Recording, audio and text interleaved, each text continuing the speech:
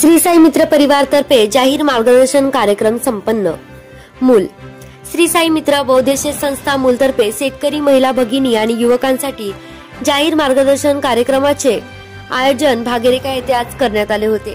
कार्यक्रमाला प्रमुख मार्गदर्शक प्रकाश पोहरे, दैनिक देशोन्नतीचे संपादक तसेच सामाजिक कार्यकर्ते मार्गदर्शक चंदू पाटील मारकवार, साई मित्र परिवाराचे अध्यक्ष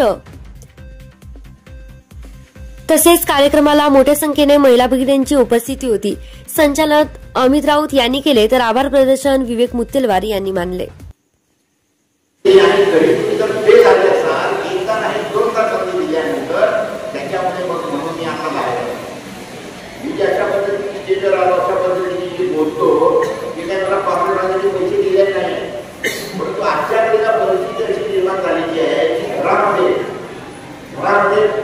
आपले दोन भाव राहतात, दिवसभर बाहेर राहतात, सासूची सुरू नाही आणि भांडण आहे सासू आणि सुनेचं अजिबात पटत नाही, बरोबर आहे?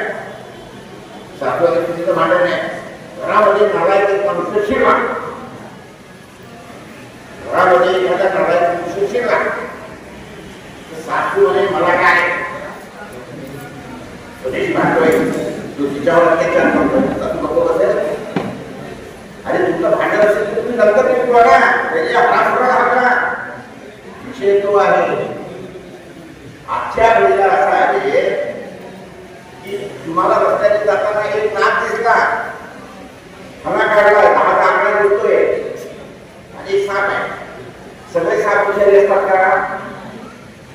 सगळे साप विषारी नसतात, नाक फक्त विषारी असतात। 3 किंवा 4 जातीचे नाक आहे, पण त्याचा फणा आहे आणि नाग आहे, आकडा दिसतोय म्हणजे नागाच आहे ना, तर तुम्ही पहिले नागाला मारा की सापाला मारा? आपण पहिले नागाला मारू।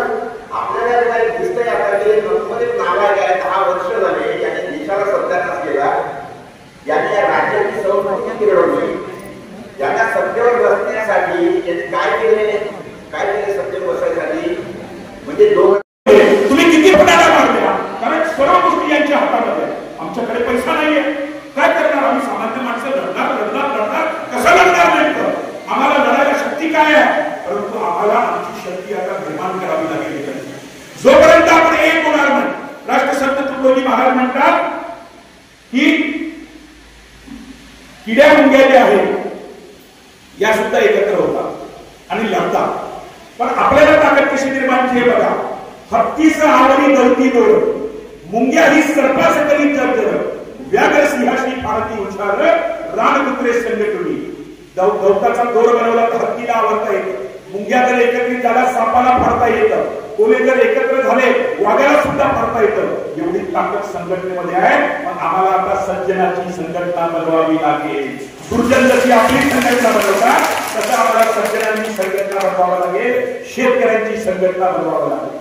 शेतकऱ्यांनी केव्हापर्यंत वाट बघायची मला समजत। आज मी काही गावांमध्ये जातो, पश्चिम महाराष्ट्रात जातो, एक गावामध्ये मला 4-4, 5-5 हजार लिटर दूध दिसतं। केव्हा दूध निर्माण? मी त्यांना म्हणतो किंवा तुम्ही कसं दूध निर्माण करता? आमच्या गावाला आम्ही दूध निर्माण केलं, विकतच नाही, तालुक्याला विकायला आलो, 20 रुपये देतात म्हशीचं दुधाला, 30 रुपये देतात, कोण हॉटेलवाला खायला तयार नाही। तुम्ही कसं एवढं दूध 4-4 हजार लिटर दूध निर्माण करता? आणि एका गावात नाही, गावामध्ये हजारो लिटर दूध आहे, हे कसं निर्माण होतं? ते म्हणतात की आमच्याकडे 10 किलोमीटरवर तालुक्यावर दूध प्रक्रिया केंद्र आहे, गावागावामध्ये सोसायटी आहे, त्या सोसायटीमध्ये दूध कलेक्शन होतं आणि ते दूध घेऊन जातात। आम्हाला काही करायची गरज नाही, आम्हाला बरोबर आठवड्याच्या आठवड्या आम्हाला पैसे मिळतात, त्याच्यामुळे आमचं शेतीचंही काम होतं आणि दुधाचंही उत्पादन होतं। मी म्हणतो आपल्याकडे काम आहे बा असं? आपल्याकडे मी बघितलं, मला सांगा या ठिकाणी माता भगिनी आहेत, मूलच्या असतील बाहेरच्या असतील, तुमच्या तालुक्यामध्ये दूध प्रक्रिया केंद्र आहे का? तिथे बघा, तुम्ही जा काय काय गावात